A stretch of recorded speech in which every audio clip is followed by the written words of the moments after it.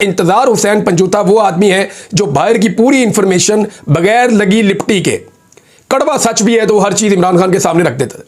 दूसरा, इमरान खान इंतजार हुसैन पंजूथा को जो भी इमरान खान ने कहा, जो भी इंस्ट्रक्शन दी, इंतजार हुसैन पंजूथा ने बाहर आके पार्टी की आदत को एज इट इज बता दिया।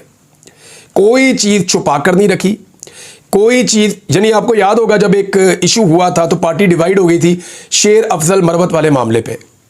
तो इंतजार हुसैन पंजूथा है, उन्होंने बगैर इस बात की परवाह किए कि लोग उनके बारे में क्या कहेंगे, उनके ऊपर बैकलैश आएगा, उन्होंने डायरेक्टली जो था वो बोल दिया।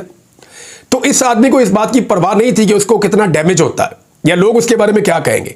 उसको सिर्फ ये था कि मैंने इमरान खान को बाहर की दुनिया के साथ जोड़ कर रखना है, पार्टी के साथ जोड़ कर रखना है, और इमरान खान उस पर भरोसा करते थे। अब पार्टी की लीडरशिप में बहुत सारे लोग ऐसे हैं जो ये चाहते हैं कि अंदर से पूरा सच बाहर ना आए, और वो ये भी चाहते हैं कि बाहर से पूरा सच अंदर ना जाए। तो ये एक ऐसा आदमी था, एक ऐसा लिंक था जिसको तोड़ना बहुत जरूरी था। तो इंतजार हुसैन पंजूथा हो गए गायब। अब एक बात आप याद रखिएगा कि पार्टी के अंदर बहुत सारे लोग हैं, आपने देखा होगा एक लफ्ज नहीं बोल रहे।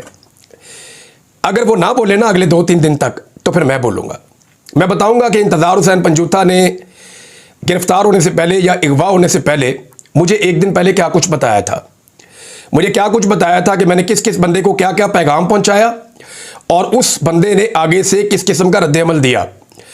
और वो जो रद्द-ए-अमल है ना, वो जब पाकिस्तान तहरीक इंसाफ के लोग सुनेंगे तो उन्हें पता चलेगा कि कितने लोग कहां कहां पे बैठे हुए कंप्रोमाइज्ड हैं।